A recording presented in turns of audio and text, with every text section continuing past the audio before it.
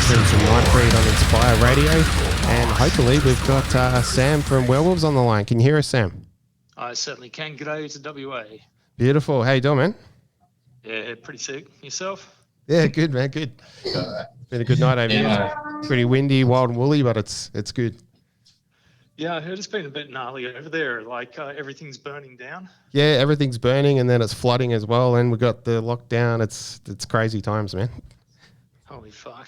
All you need is a bit of pestilence and like a rat plague or a cricket plague, and that will be fucking it. Yeah, that's it, mate. Yeah. We pushed to our limit, I'm sure. Yeah. So yeah, we got you on here to have a chat about the new Werewolves album, What a Time to Be Alive. It's got some pretty amazing reviews. How you feeling about the whole thing? Oh, dude, it's crazy. Like the response has just been like very unexpected, and half the reason for that is because we, made next to no effort putting this album out or doing Werewolves at all. Yeah. Like Matt just wanks these albums out like in the space of a weekend, and then like a month later, like everything, including the artwork's done, and then we're on a like 8-month countdown until the album, till the label puts it out. So Yeah, sure. yeah, so like we're all in these other bands, and we all put out other albums all the time, and the response is all right, but like it's just cracking us up. It's the album that we put the least amount of work into that everyone seems to love the most. So yeah, I love the response. It's really good. Like all the world's getting into it, and surprise, surprise, after 2020, like everyone seems to have this appetite for really hateful death metal. Who would have figured? Yeah. Well, speaking of 2020, the title "What a Time to Be Alive" and the artwork, that brutal image, is that just a chance that it sort of represents people ripping toilet paper out of each other's arms, or is that just coincidental, or what?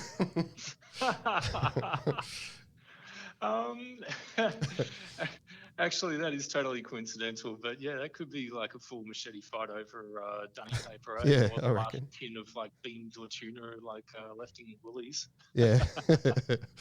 Yeah, I just thought the timing was right. Even what a time to be alive through all this crazy, what we're experiencing. It's pretty funny, man.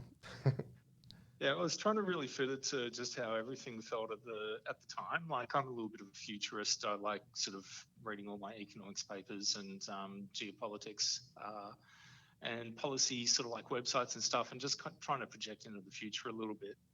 And it was pretty obvious, like when we did the album, which was probably around March, April 2020. Okay, yeah.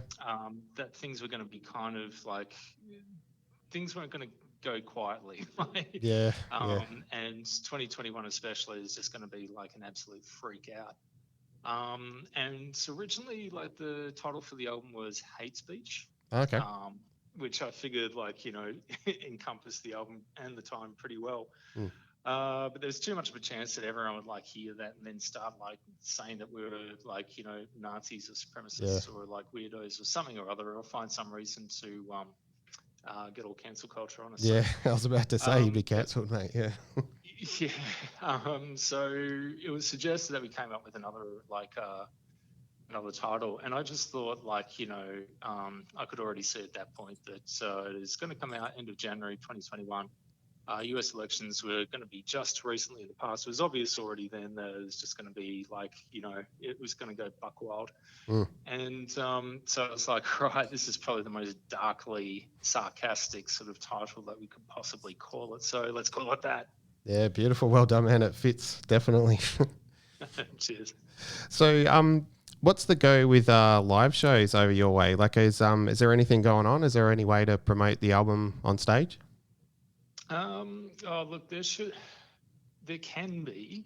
My problem is I live in Adelaide. The other guys live in Melbourne. Oh, yeah. And, although we're fairly close to the East Coast here, it's still, I've got a guy at work, like from one of my teams, and he went over to visit his family, like, when the Victoria lockdown happened, and he was kept from coming back to work in South Australia for 6 months. Like, and he tried everything from like, saying he was an essential worker, which he was, to like charging the border, and he just couldn't get back. And I've got lots of things happening over here. It would be an absolute catastrophe for me to get caught on the wrong side of a border closure. Yeah, of course. And So I know there's some bands that have been like doing shows. I think if you all live in the same state and you've got like a short timeline, and you can put a show together in a week or two, then that's safe. But if we're going to do something, it's gonna be like with a 2 or 3 month timeline. If anything, just to get me up to scratch. The other guys are match fit, but I'm a sack of shit when it comes to live playing right now. So it would be 3 months in the future. And right now, I think like anyone booking shows is a little bit premature. Like it's just going to be a coin toss whether or not you can do it right up until the moment that you set foot on stage. Yeah, that's right. So yeah, like I think we're gonna hold off and use this time just to record albums 3 and 4, in the next few months. And then I reckon probably come the second half of the year, once we get through winter, then I think things will be looking a little bit better for lining up shows. Yeah, beautiful. Hopefully. Yeah. Yeah. So with the recording process, living away from each other, are you guys like sending each other files over, online, that sort of thing? Yeah, although it's pretty straightforward. Like, we don't really jam a lot of this stuff out. This is how it goes. Like Matt will have a strong coffee. He'll sit down. He'll write an entire album. On the Monday, I'll get like 9 songs and 9 video files showing me how to play those songs. Oh, yeah. A few weeks later, I'll get like Dave playing all the drums to those songs with Matt's guitars over the top of them. And then, I'm the slowest worker out of everyone. So this time around, it's taken me like about a month and a half to learn all the bass lines. Okay. And, another few weeks to just come up with all the lyrics and vocals. So it's really straightforward. I know some bands we've got another band that Matt and I do called Antichrist Imperium, where we work on material for a few years. We send like files backwards and forwards between each other. But Werewolves is like, we really try and make it as just dumb as possible. And it seems to work. Yeah, definitely, man. It's got a good energy to it, I reckon, because of that. Yeah. No, we've been told that one. We noticed it ourselves when we made the first album, The Dead Are Screaming. It was so easy compared to everything else we did. We were just kind of like, oh, this is going to sound like a sack of shit. And then Joe Haley did a mix of it and sent it back, and we all just kind of like sat there going, holy shit, this says like vibe in spades. Like it's, for such unsophisticated music, like, it just sounds like, a lot of the other stuff that we make sounds heavy, but this really like blew the hair back on our heads. And that's, I think, the first point that we knew we had something going. Yeah, excellent, man. That's cool. Speaking of your other bands, what's going on with we've got the Senseless. Is there anything happening there?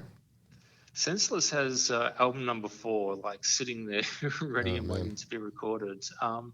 That one, just because like there's no label with it, and really like the audience for it knows that I take absolute years to work through things. So that can wait until there's a quiet patch. So probably the other bands people want to hear about, the Antichrist Imperium, which has album number 3 currently getting worked on. We don't have a title for that yet. Okay. Everything's done, like guitars, bass, drums, my vocals. I think just got to throw in a couple of samples, and Sam Loynes over in England, who sings also for Shrines and Voices. All right.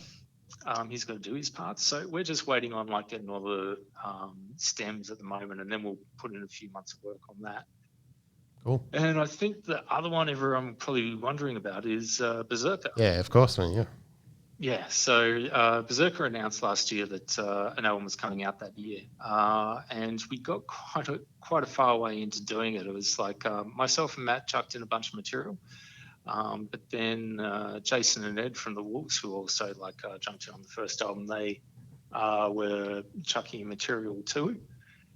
And then like when COVID hit, for a lot of us, it didn't interrupt our day-to-day lives or our jobs really drastically that much, but it completely fucked up like Luke's world.